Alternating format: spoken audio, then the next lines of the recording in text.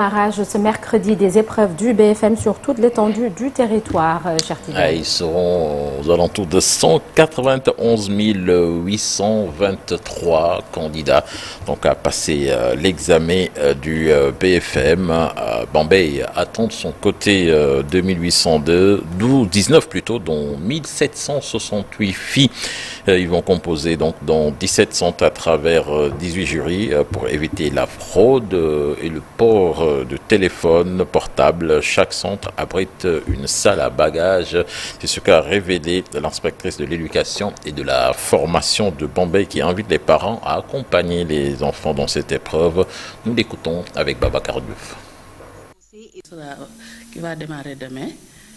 Tout est fin prêt par rapport à l'organisation. Hier, nous avons rencontré démarrer. Depuis démb, nous avons rencontré le président du jury. Par rapport au déroulement qui va démarrer demain. Tout est fin prêt par rapport à l'organisation. Hier, nous avons rencontré les présidents du jury et nous avons discuté ensemble par rapport au déroulement de l'examen. Nous avons fait aussi la même chose aujourd'hui avec les chefs de centre pour l'organisation matérielle donc de cet examen-là. Sur le Bambey, nous avons 2819 candidats. Nous avons 1768 filles et 1051 garçons. Ils sont répartis donc dans 17 centres avec 18 jurys. Maintenant, par rapport aux correcteurs, nous avons 265 correcteurs, 63 surveillants et 63 secrétaires et 268 surveillants. Nous en avons parlé avec les chefs de centre. Donc dans chaque centre, il y aura une salle où les candidats vont mettre les sacs au niveau de ces salles-là pour éviter qu'ils entrent dans les centres d'examen, dans les classes d'examen avec les sacs.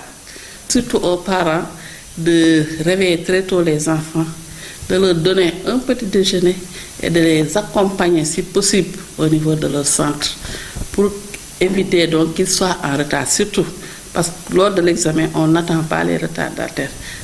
Justice à présent, Moustapha Diakhaté et Bachir Fofana devront peut-être être fixés sur leur sort ce mercredi. Un verdict repoussé à 2 reprises à cause de la grève des travailleurs de la justice.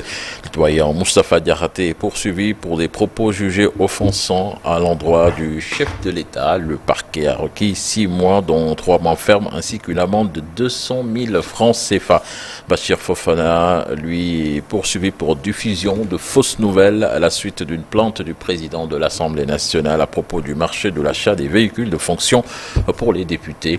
Le parquet a requis 6 mois de prison, dont 3 mois fermes et une amende de 200 000 francs CFA. Ces audiences sur la Nata risquent d'être perturbées. L'entente Sudjus UNTJ en effet a annoncé que la rencontre d'hier entre les syndicats et le ministère de la fonction publique n'a débouché sur aucun accord. Il les attribue cette impasse à l'absence du ministre de la fonction publique en déplacement à l'étranger. Une absence selon l'entente qui prive les échanges de toute possibilité d'engagement gouvernemental ferme. Et puis le journaliste Ousseynou Nar, convoqué à la DSC ce mercredi. Cela fait suite à une plainte pour diffamation des dames Ramatoulaye Mangara Diop et Isse Mangara, fille du député et ancien ministre Birima Mangara. Alors, on parle des dégâts causés par les fortes pluies enregistrées notamment à Tambacounda. Plusieurs maisons sous les eaux et des quartiers complètement coupés du reste de la ville. Une situation qui plonge les populations impactées dans un grand désarroi et ils crient au secours. Vous suivrez dans le journal en Wolof le reportage de notre correspondant sur place, Mamadou Diouf.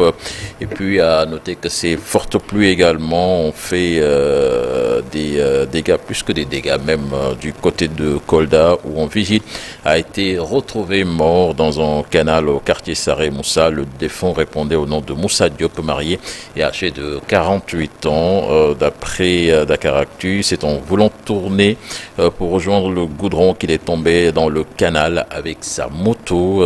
Ainsi, il a été traîné par les eaux sous une pluie orageuse jusqu'à Saré Moussa où son corps a été découvert. militaire. Actuellement, le corps sans vie de la victime est déposé à la morgue de l'hôpital régional de Tambacounda. Et puis économie, avec le Sénégal qui mobilise 364 milliards de francs CFA lors du deuxième appel public à l'épargne 2025. Cet emprunt visait initialement 300 milliards de francs CFA, mais a mobilisé 64 de plus. Cet appel, selon le ministère des Finances, renforce la diversification des financements, la gestion active de la dette publique et l'approfondissement du marché intérieur. Merci beaucoup, cher Tidiane Diao. On te retrouve tout à l'heure pour le journal en Wolof et ce sera sous forme de brève. Celui dont nous parlons ce matin a composé une chanson pour la grande figure de lutte contre l'apartheid qui est Nelson Mandela. Les notes, vous les connaissiez peut-être à travers notamment l'émission Oscar des vacances avec le doyen Aziz Samb. Assi Bonanga, la chanson de Johnny Clegg lui-même, militant anti-apartheid, surnommé le Zoulou Blanc. Il est décédé le 16 juillet 2019. Nous lui rendons hommage ce matin dans Un jour au Sénégal, un jour dans le monde. À suivre aussi le focus économie sur le conflit qui oppose le syndicat des travailleurs de la Sonatel à Orange France.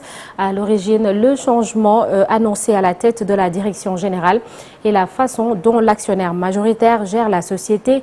Yaïkou Maniaï s'est entretenu avec Mohamed Lamine Badji, le secrétaire général du syndicat.